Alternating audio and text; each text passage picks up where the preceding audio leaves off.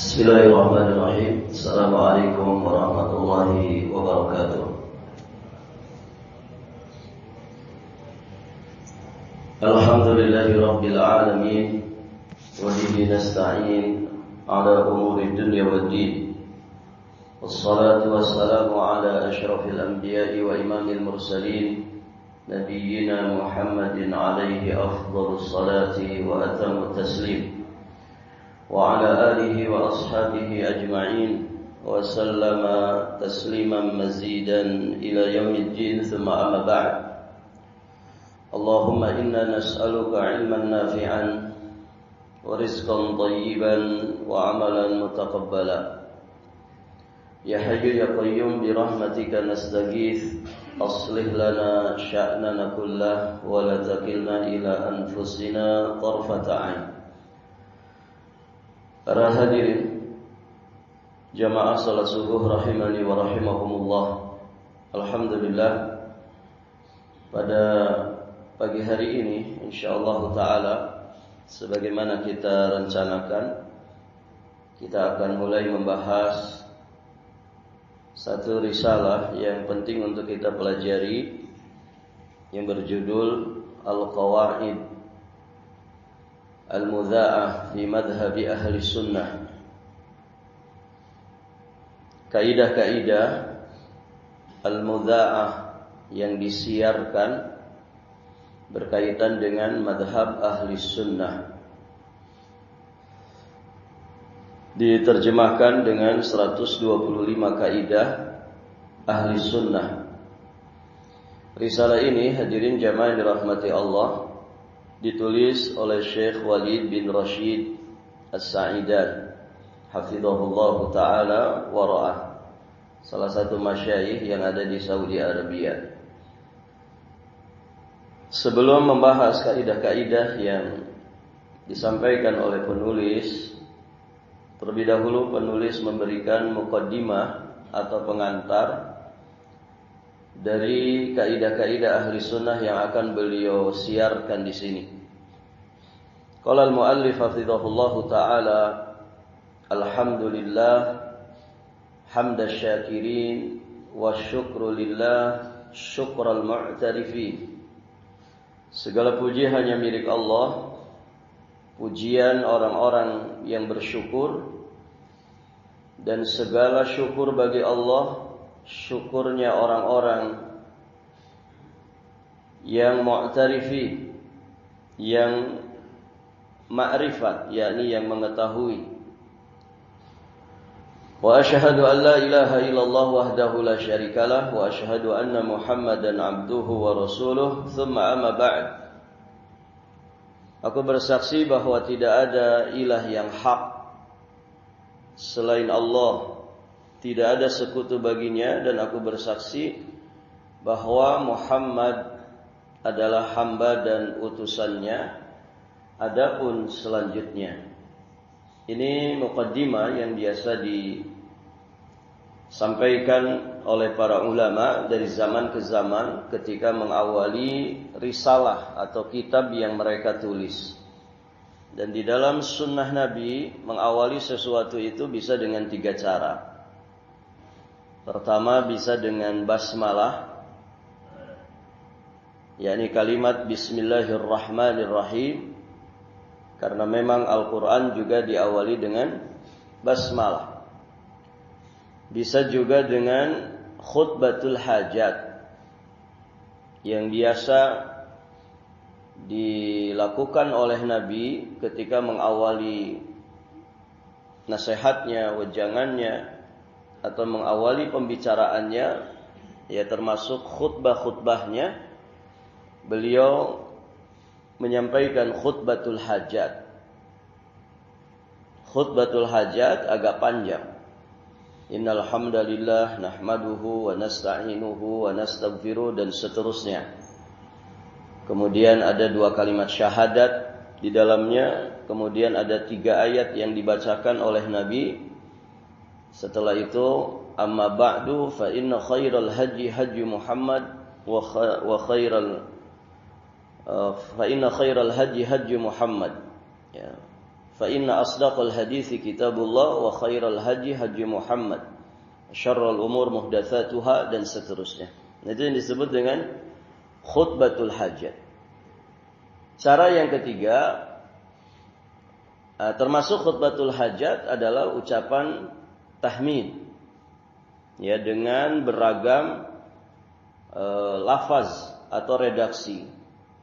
Ada alhamdulillah wassalatu wassalam ala rasulillah, atau beliau di sini alhamdulillah hamdasyakirin wa syukru lillah syukral mu'tarifin. Intinya ada kalimat tahmid yang diucapkan di awal pembicaraan. Taib, hadirin jamaah yang dirahmati Allah.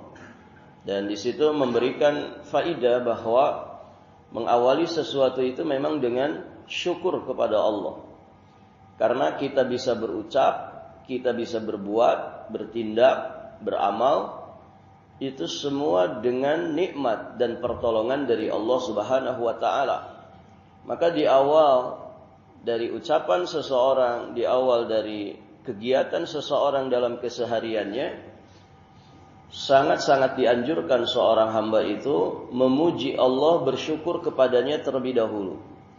Sama seperti kita mengawali hari seperti saat ini. Apa yang kita ucapkan pertama kali? Mengawali hari dengan apa, Pak? Mengawali hari dengan apa? Dengan bangun tidur, kan? Kita mengawali hari mulai dari bangun tidur, kecuali yang begadang nggak tidur, ya. Tapi galibnya manusia mengawali hari ya dengan bangun dari tidurnya. Apa yang pertama kita sebut? Nama siapa yang pertama kali kita sebut saat kita bangun tidur? Dan ngapain kita saat kita bangun tidur? Ngapain, Pak? Bersyukur kepada Allah. Ya kan? Yang pertama kali kita sebut adalah asma Allah. Alhamdulillah alladzi ahyana ba'dama amatana wa ilaihin nusyur. Dan begitu. Doa bangun tidur yang diajarkan oleh Nabi. Segala puji hanya milik Allah. Alladzi ahyana, yang telah menghidupkan kami setelah sebelumnya mewafatkan kami, dan hanya kepadanya lah kami itu akan dikumpulkan. Itu mengawali hari dengan tahmid kepada Allah, memuji Allah, bersyukur kepada Allah. Nabi juga mengajarkan doa bangun tidur, alhamdulillah alladzi afani fi jasadi wa radda alayya ruhi wa adina li bi dzikri. Segala puji hanya milik Allah yang telah memberikan afiat kepada jasadku. Masya Allah, sebagian orang bangun itu seger dari tidurnya. Karena aslinya begitu, Pak. Kalau kita punya kualitas tidur yang baik, bangun itu pasti seger. Kenapa? Karena tidur itu pemulihan. Hadirin jamaah yang dirahmati Allah. Orang bangun di pagi hari, nggak ada yang kerasa sama sekali. Peredaran darahnya lancar, pencernaannya lancar, begitu ya. Tulang sendinya, ototnya juga nggak ada yang kerasa. Masya Allah, dia bangun dalam keadaan sehat. Alhamdulillah alladzi afani fi jasadi. Segala puji hanya milik Allah yang telah memberikan afiat kepada jasadku. Wa radda alayya ruhi, dan yang telah mengembalikan ruhku. Karena ruh manusia ketika dia tidur ada pada genggaman Allah. Ketika Allah menghendaki hambanya ini masih dikasih jatah umur, Allah kembalikan ruhnya itu ke jasadnya.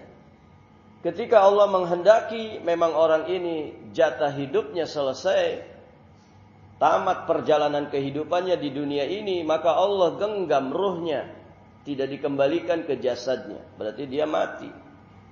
Hadirin jamaah yang dirahmati Allah. Itu kita syukuri. Segala puji hanya milik Allah yang telah memberikan afiat kepada jasadku dan mengembalikan ruhku. Wa adzina li bi dzikri, dan telah memberikan izin kepadaku untuk berzikir kepadanya. Karena tidak semua orang bangun tidur itu yang diingat Allah. Tidak semua orang yang bangun tidur itu dia berzikir kepada Allah. Maka kalau kita bangun tidur, yang pertama disebut nama Allah, yang pertama kita ingat adalah keagungan Allah dan segala nikmatnya. Yang pertama kali kita lakukan adalah berzikir kepadanya. Ini sejatinya i'anah, pertolongan dari Allah Subhanahu wa taala. Wa adzina li bidzikri. Segala puji hanya milik Allah yang telah memberikan izin kepadaku untuk berzikir kepadanya. Nah, itu para jamaah yang dirahmati Allah. Jadi itu makna dari khutbatul hajat, ya, yang diajarkan oleh Nabi Shallallahu Alaihi Wasallam. Ada isyarat di situ bahwa mengawali ucapan, mengawali perbuatan itu adalah dengan syukur kepada Allah, bertahmid kepadanya. Sebagaimana kita mengawali hari, ya, dengan syukur kepada Allah, bertahmid kepadanya. Dari doa bangun tidur yang diajarkan Nabi. Cara yang ketiga mengawali sesuatu itu dengan langsung membaca ayat. Ya, sebagaimana yang pernah dilakukan oleh Nabi Shallallahu Alaihi Wasallam. Ketika ada seseorang yang Nabi melihatnya orang ini butuh disedekahi, maka beliau berbicara di hadapan para sahabat, langsung mengutip ayat yang berkaitan dengan dorongan, anjuran untuk bersedekah. Ini 3 cara di dalam sunnah Nabi ketika mengawali sesuatu.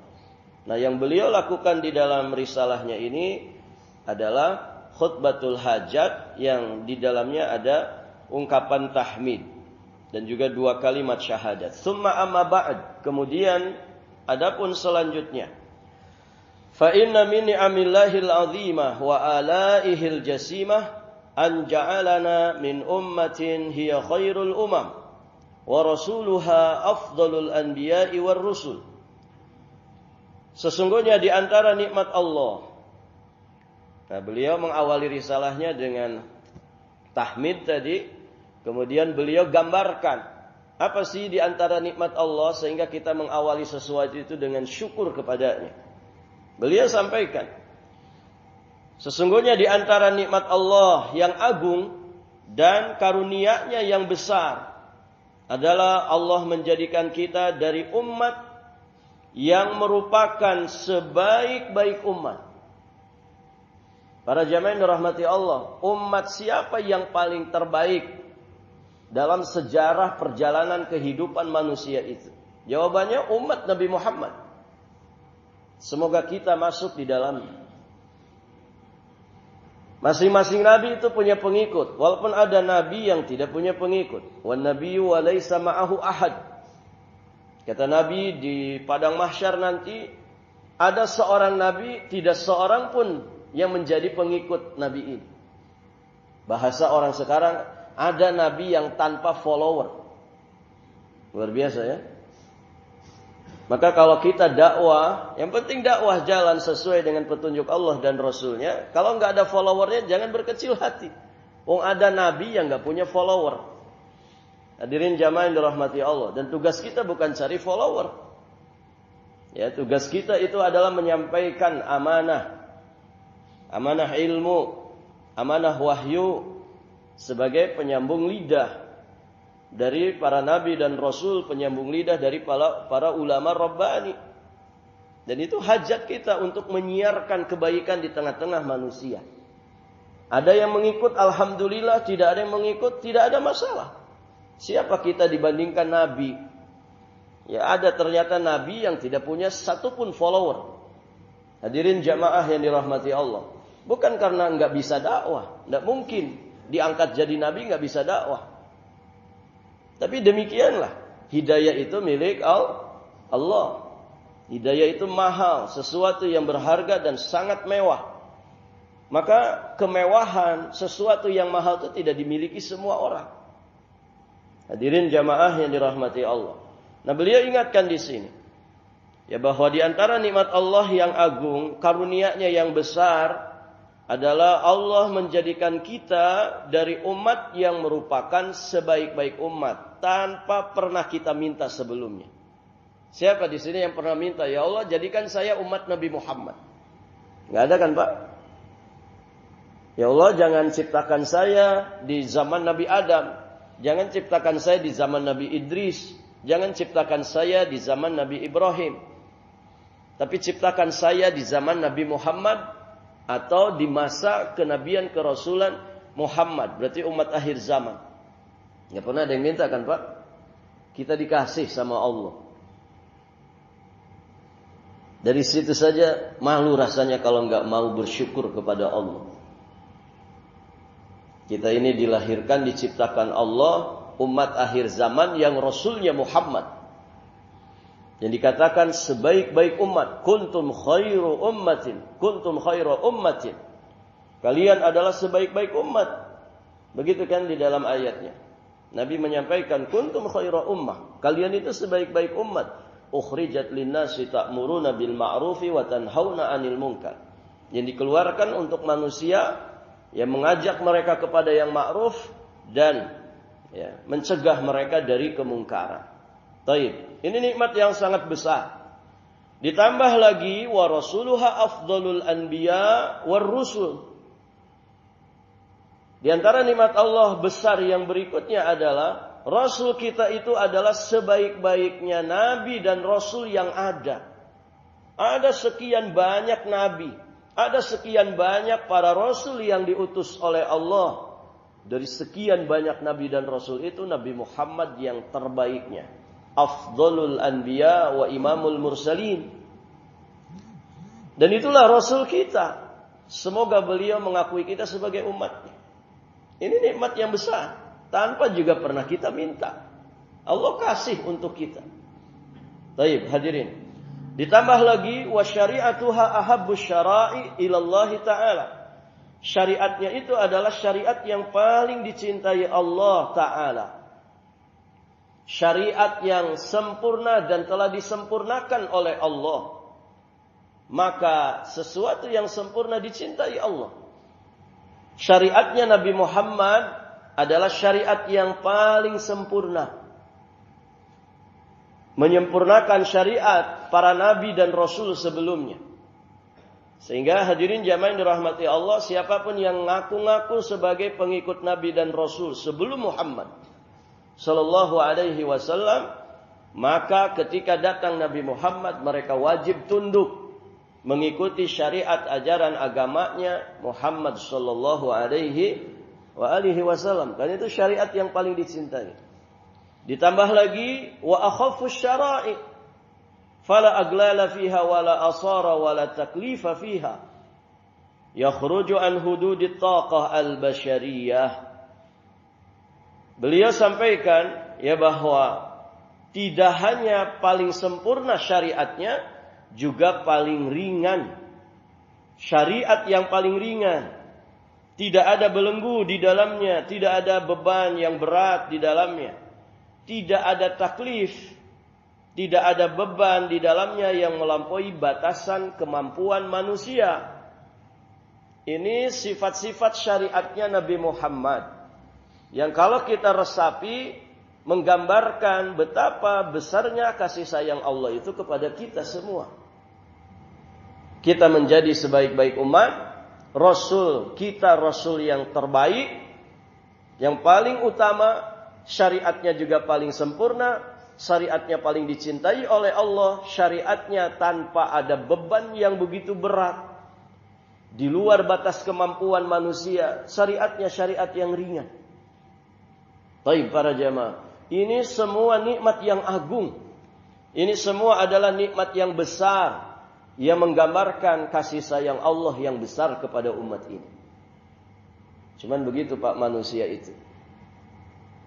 Tidak semua manusia yang disayang-sayang, dia bisa menerima kasih sayang orang. Betul kan? Nggak usah dengan Allah dulu. Sesama kita aja manusia. Mungkin di antara bapak punya saudara, kita mencurahkan perhatian sepenuhnya. Dia susah kita bantu, dia lapar kita kasih makan, dia haus kita kasih minum, tidak punya duit kita beri uang dia. Perhatian begitu besar, bantuan begitu besar kepada orang ini. Tapi orangnya nggak tahu diri, nggak mau disayang. Lain di depan, lain di belakang. Begitu. Di belakang ngomongin kejelekan kita, memfitnah kita. Padahal hari-hari kita curahkan kasih sayang kita kepadanya. Ada yang begitu, Pak? Ada nggak orang begitu modelnya? Atau nggak usah saudara lah. Pasangan sendiri. Ada orang punya istri, Masya Allah. Gajinya semua dikasihkan ke istri. Ya, dia lembur-lembur, kasih untuk membahagiakan istrinya. Istrinya malah sayang ke suami orang. Ada, Pak? Enaknya diapain tuh istri model gitu? Ada nggak yang begitu? Ada nggak? Ada kan? Selingkuh kata orang. Kita mati-matian kerja untuk dia, kan begitu? Nafkahi dia. Dia malah cinta sama suami orang. Na'udzubillah, itu manusia. Ya, sesamanya saja begitu. Disayang-sayang sama orang, dia nggak tahu diri, nggak mau disayang. Nah pun demikian, Allah itu kurang apa kasih sayangnya kepada manusia? Ini nikmat-nikmat besar ini kita dapatkan semua para jamaah. Tapi demikian manusia, disayang-sayang sama Allah, dianya nggak mau disayang. Dengan bahasa lain nih orang-orang nggak tahu diri, nggak tahu terima kasih, nggak tahu syukur. Para jamaah yang dirahmati Allah, disayang sama Allah, ayo ikutin petunjuk nabimu, jalankan sunnah nabimu. Malah dimusuhi sunnah, memusuhi sunnah. Na'udzubillah. Tuh masjid dekat dengan rumahmu, nggak pernah terbesit untuk datang ke masjid. Ruku, sujud, ibadah. Jangan ngoyot terus kepada dunia. Jangan lupa kamu itu akan mati. Begitu ya. Nggak pernah tergerak. Melihat orang berduyun-duyun ke masjid. Nggak pernah terbesit hatinya. Untuk kemudian datang juga ke masjid. Syiar kebaikan di mana-mana. Nggak pernah tergerak hatinya untuk melakukan kebaikan. Kesibukannya hanya berpindah dari satu dosa kepada maksiat. Dari satu maksiat kepada maksiat yang berikutnya. Na'udzubillah. Hadirin jamaah yang dirahmati Allah. Maka beliau sampaikan, tegaskan di ujung paragraf. Ya, di paragraf ini. Beliau mengatakan, falahul hamdu wal minnah. Wa nas'aluhu ta'ala an yahtimalana biha. Maka baginya segala puji. Ya, baginya segala minnah. Atas minnah, karunia yang Allah berikan kepada kita. Kita memohon kepadanya agar dia menutup akhir hidup kita dengannya. Dengan syariat Nabi, dengan Islam yang dibawa Nabi, dengan iman yang telah diajarkan oleh Nabi. Karena itulah perintah Allah. Wala tamutunna illa wa antum muslimun. Jangan kamu mati kecuali membawa Islam. Taib, hadirin jamaah yang dirahmati Allah. Kemudian beliau sampaikan, bainama naran nasa fil biladil mujawirati tatakhatafahumul bid'ah wa tahumu hawlahumus syubah wasyukul madhahiru syirki qad intasharat wa ma'alimut tauhid qad dhamarat wa huribat fa asbaha ad-din indahum fi gurbatin la ya'lamu biha illallah ta'ala. Ketika kita melihat, kata penulis, ketika kita melihat orang-orang di negeri-negeri tetangga direnggut oleh bid'ah. Bid'ah itu lawan dari sunnah. Apa yang tidak sesuai dengan sunnah Nabi, petunjuk dari Nabi, berarti menyimpang dari sunnah Nabi. Orang-orang di negeri-negeri tetangga direnggut oleh bid'ah, dikelilingi oleh syubhat, kerancuan, kesalahpahaman tentang agama. Akhirnya ketika salah di dalam memahami agama, salah juga di dalam mempraktekannya. Kemudian juga mereka direnggut oleh keraguan. Tanda-tanda syirik telah tersebar luas, sedangkan syiar tauhid telah menyusut dan diperangi. Maka agama di sisi mereka menjadi dalam keadaan asing yang tidak ada yang mengetahuinya kecuali Allah kecuali Allah Azza wa Jalla. Nah itu para jamaah yang dirahmati Allah. Ini ungkapan perasaan yang begitu nyata disaksikan oleh mata kita. Hadirin jamaah yang dirahmati Allah, ya bagaimana negeri-negeri kaum muslimin, ya mereka sudah banyak yang terkena syubhat, terkena bid'ah. Mereka dikepung dengan segala paparan-paparan dunia yang sangat mengerikan. Hadirin jamaah yang dirahmati Allah, ya kalau kita mau merenungi keadaan dunia, hadirin jamaah yang dirahmati Allah, kita akan dapati bahwa dunia ini dipenuhi dengan paparan-paparan yang sifatnya duniawi. Ya, dan itu dijelaskan oleh Imam Ibnul Jauzi alaihi rahmatullah.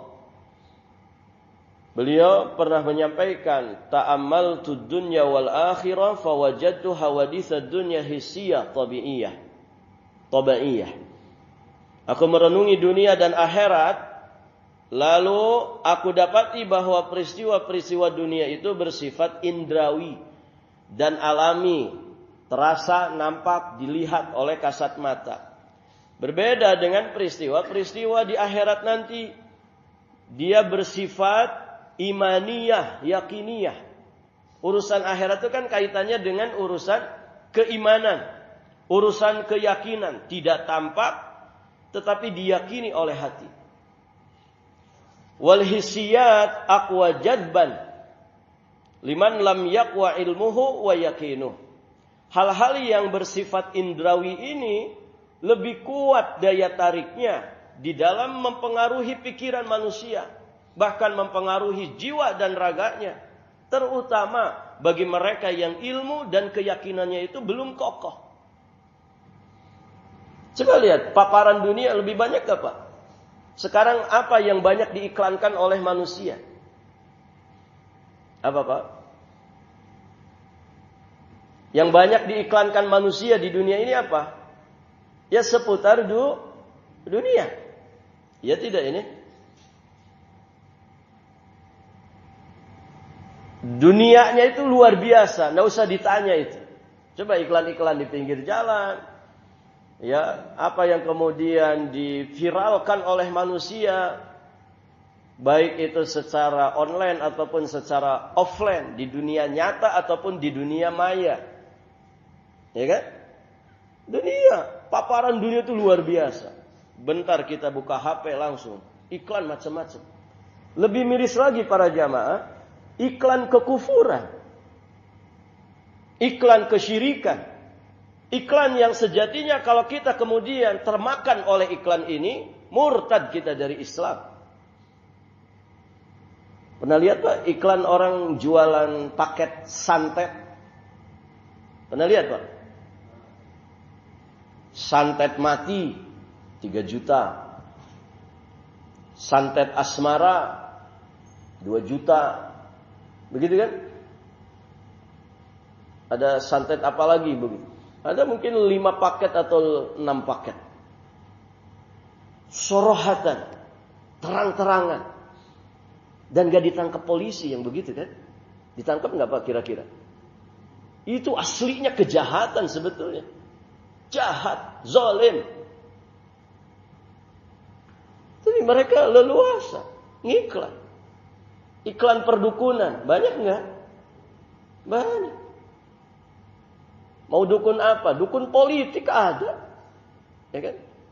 Mau jadi apa? Mau tingkat 1, tingkat 2. Kalau tingkat 1 gubernur, sekian maharnya. Tingkat 1 wali kota, bupati, sekian maharnya. Level lebih atas lagi menteri. Kalau pengen jadi menteri, ada dukunnya itu Pak. Hadirin jamaah yang dirahmati, tapi jangan buka iklannya ya. Ini sekedar contoh saja. Ya. Kalau kita buka iklan nanti Bapak tertarik gitu. Digoda oleh setan. Pengen jadi RI 1 nanti. Nah itu para jamaah. Tingkat camat, tingkat lurah ada. Dukun politik.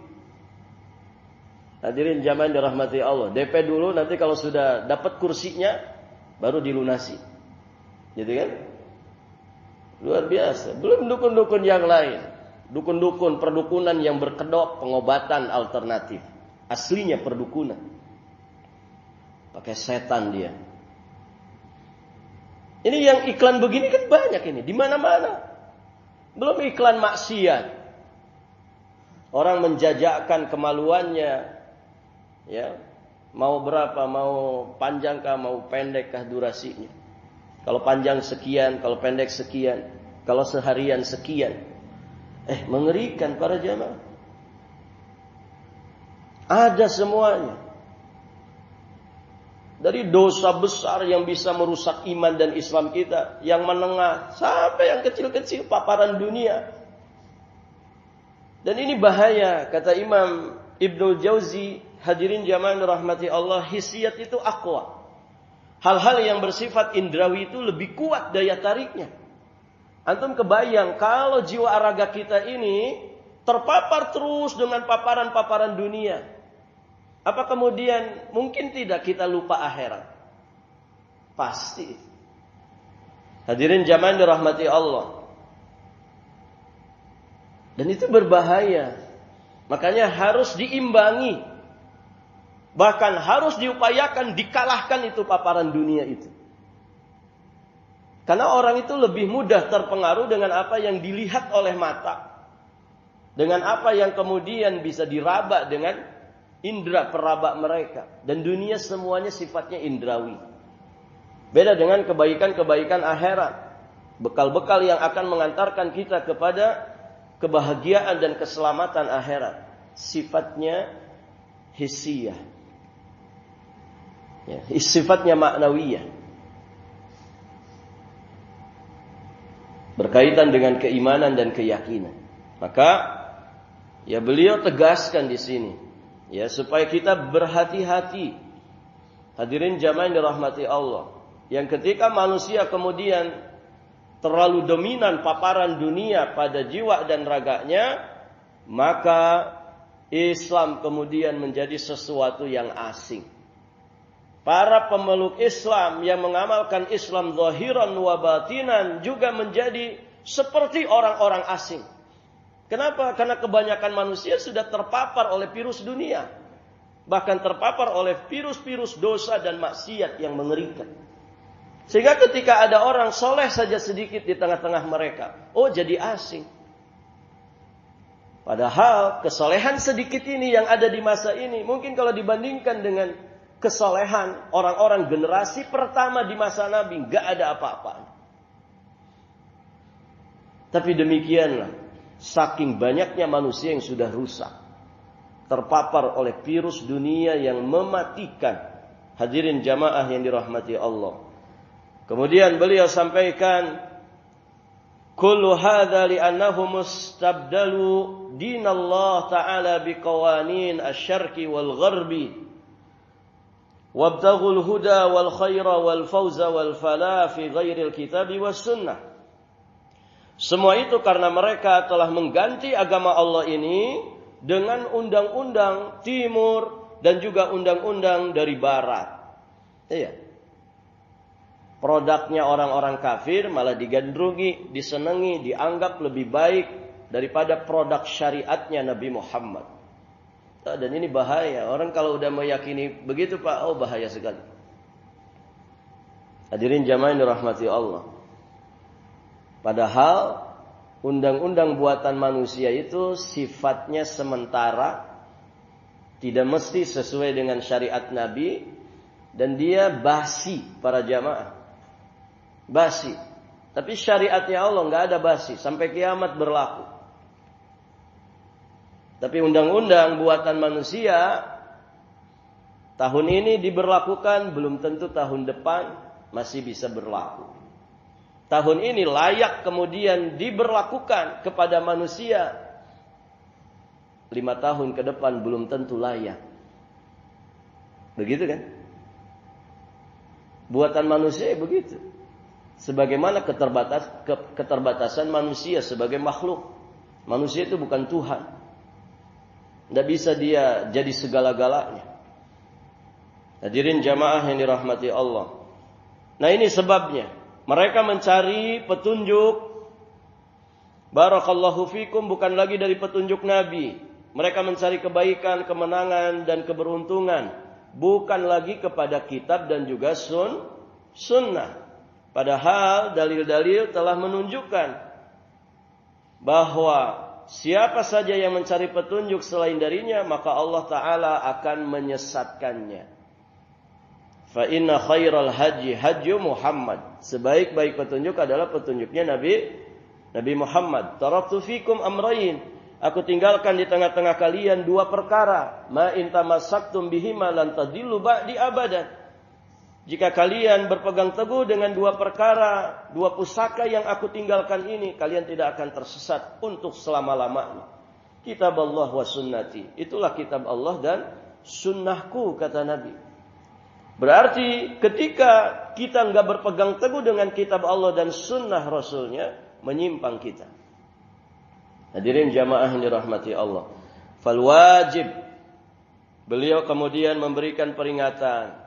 Fal wajib, maka wajib ala ulama'il muslimin. Bagi para ulama kaum muslimin. An yubayinu linnas. Supaya mereka menjelaskan, menyiarkan kepada manusia. Mengiklankan, memviralkan kepada seluruh manusia. Apa? Hadjil kitabi was sunnah. Yakni petunjuk kitab dan juga sunnah. Musyafahatan wa ta'lifan. Baik itu dengan lisan maupun dengan tulisan. Kemudian wa hirsan ala idhari mu'taqad ahli sunnati wal jamaah. Dan terus bersemangat untuk menampakkan akidah ahli sunnah wal jamaah. Kemudian di akhir muqaddimah beliau sampaikan, aku ingin sekali an usyarik ulama'i bihadhil wuraiqat. Aku ingin sekali ikut serta berbagi dengan para ulamaku melalui lembaran-lembaran ringkas ini yang aku harapkan semoga Allah Ta'ala memberikan manfaat dengannya. Dia merupakan penjelasan atas kaidah-kaidah yang pernah aku tulis ketika membaca sebagian kitab-kitab. Jadi ini hasil rangkuman penulis hafizahullahu ta'ala ketika beliau membaca kitab-kitab para ulama terkait madhab ahli sunnati wal jamaah yang kemudian beliau simpulkan pada poin-poin kaidah madhab ahli sunnati wal jamaah. InsyaAllah ada sekitar 125 kaidah yang beliau paparkan di sini. Yaitu kaidah-kaidah yang berkaitan dengan akidah ahli sunnah wal jamaah yang menghimpun cabang-cabang madhab dalam ungkapan yang paling ringkas. Lalu aku jelaskan dengan kata-kata sederhana dan aku beri judul Al-Qawaidul Mudha'ah fi madhabi ahli sunnati wal jamaah. Kaidah-kaidah mudha'ah itu makna aslinya disiarkan. Kaidah-kaidah yang disiarkan, yang diiklankan, yang diviralkan berkaitan dengan madhab ahli sunnah wal jamaah. Fallahu as'al an yu'inani ala itmamihi wa an yaj'alahu hujjatan lana yawmaddin innahu waliyyu dzalika wal qadiru alaih. Maka kepada Allah aku memohon agar Allah menolongku untuk menyempurnakannya dan menjadikannya hujjah yang membela kami pada hari kiamat nanti. Sesungguhnya dialah wali, dialah yang menolong dan dialah yang maha kuasa atasnya. Illa annani aqul. Namun beliau juga memberikan catatan di akhir muqaddimah, hanya saja aku katakan sesungguhnya kaidah-kaidah ini tidaklah menghimpun seluruh apa yang dikatakan oleh ulama ahli sunnati wal jamaah. Akan tetapi kebanyakan dari apa yang mereka katakan berupa pokok-pokok dan kaidah-kaidah telah aku sebutkan di dalam kaidah-kaidah yang akan aku sampaikan ini. InsyaAllah ta'ala nanti kita lanjutkan di kesempatan berikutnya biidznillah. Di Ahad berapa jadwalnya? Ahad 3. 1 dan 3 ya. Berarti 2 pekan ke depan insyaallah ta'ala nanti kita lanjutkan mulai membahas kaidah pertama. Dan ini muqaddimah yang beliau sampaikan sebelum membahas poin-poin kaidah yang akan beliau sampaikan. Semoga bermanfaat. Baik para jamaah, saya sudah pernah kirim PDF-nya, sudah diterjemahkan. Nanti bisa mungkin jamaah kalau mau fotokopi gitu ya, atau dicetak gitu biar jadi buku yang agak kecil. Baik, hadirin jamaah yang dirahmati Allah. Ada pertanyaan Pak sebelum ditutup? Silakan kalau ada pertanyaan.